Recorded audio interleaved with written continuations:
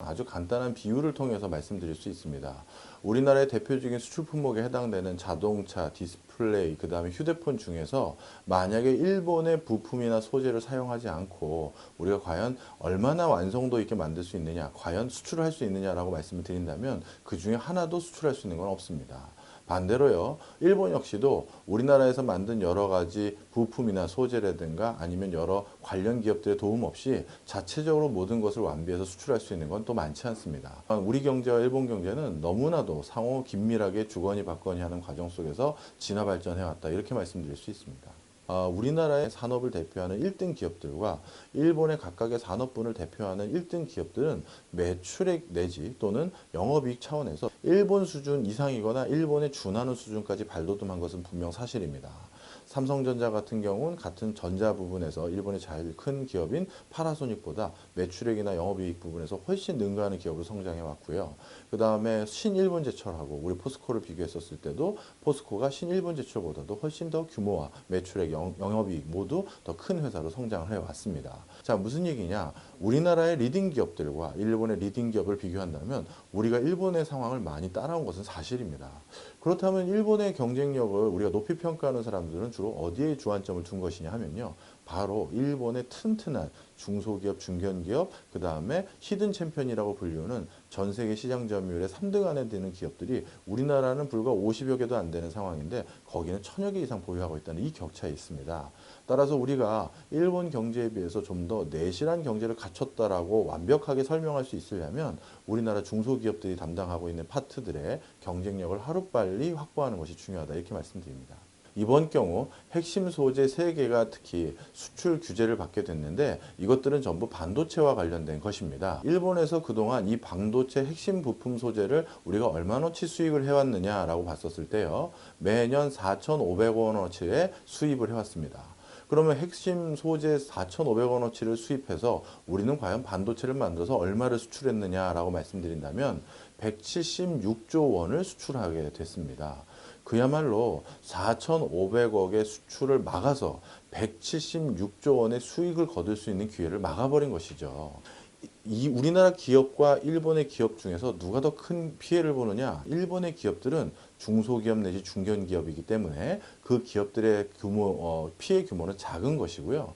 하지만 우리나라에서 그런 부품 소재를 활용해서 수출을 하는 기업들은 우리나라를 가장 대표하는 초일류 대기업입니다. 그래서 우리의 기업들의 피해 규모는 훨씬 더 크다. 국가 간의 피해를 봤었을 때도 우리나라의 피해가 표면적으로는 더 크다라는 것이 분명 확연히 목격이 됩니다.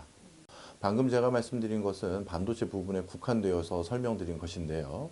그런데 만약에 반도체 부분도 이렇게 단기적으로는 분명 피해 규모가 우리가 더 클 것이 분명해 보이지만 과연 일본이 이렇게 반도체 핵심 부품 소재를 수출을 안 한다는 이 모습이 우리나라뿐만 아니라 주변의 많은 일본의 부품 소재 산업에 의존했던 대만이나 중국 역시 목격했었을 때 과연 장기적으로 어떤 효과를 일본이 누릴까요?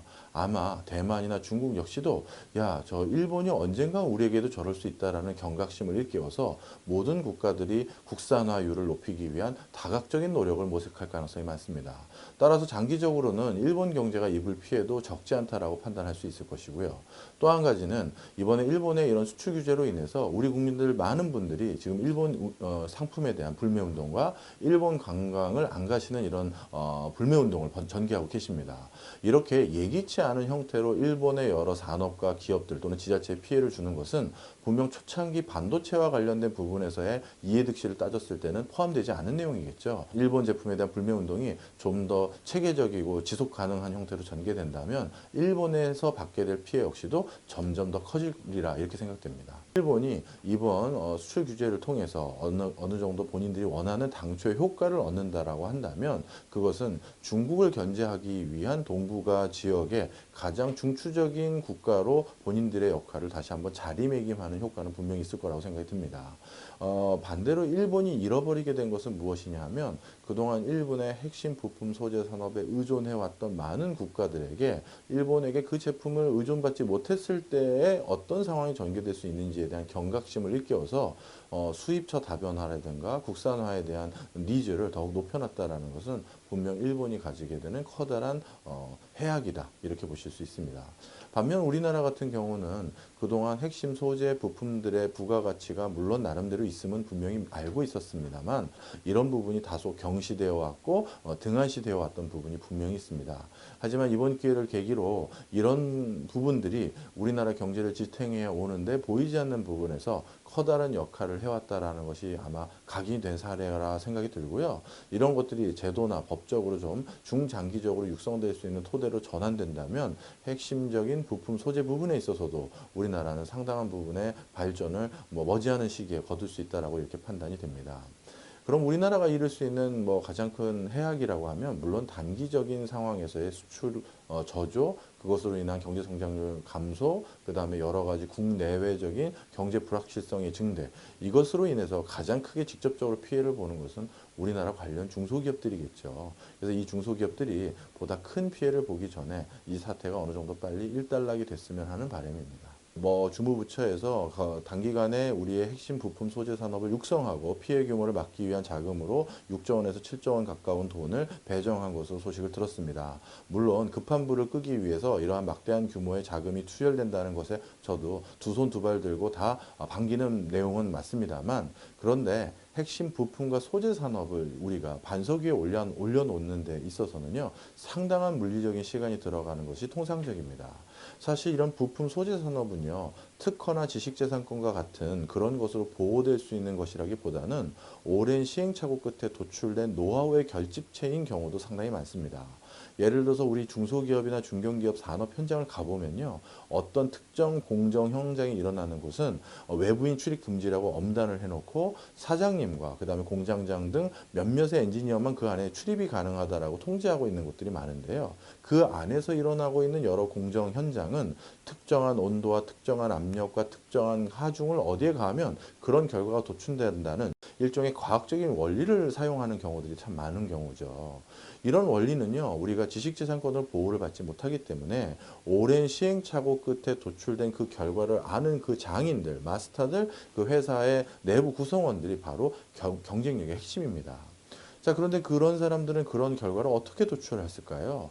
말 그대로 수만 번에 이르는 실험의 결과로 그런 결과를 찾아낸 것입니다.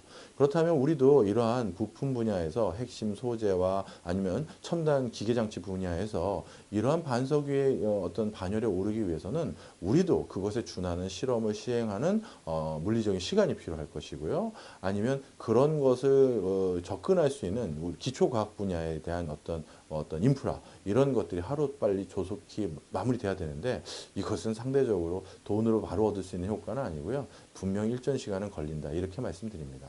사실 어떤 두 국가 간의 통상 협정을 체결하고 국가의 교섭력을 높이는 가장 유효한 수단 중에 하나는, 그 중에 하나가 불매운동입니다. 어떤 약소국가가 강대국가 조약을 체결하거나 무역협정을 체결함에 있어서 그 약소국가는 강대국에 무기로 내세울 수 있는 것들이 많지 않습니다.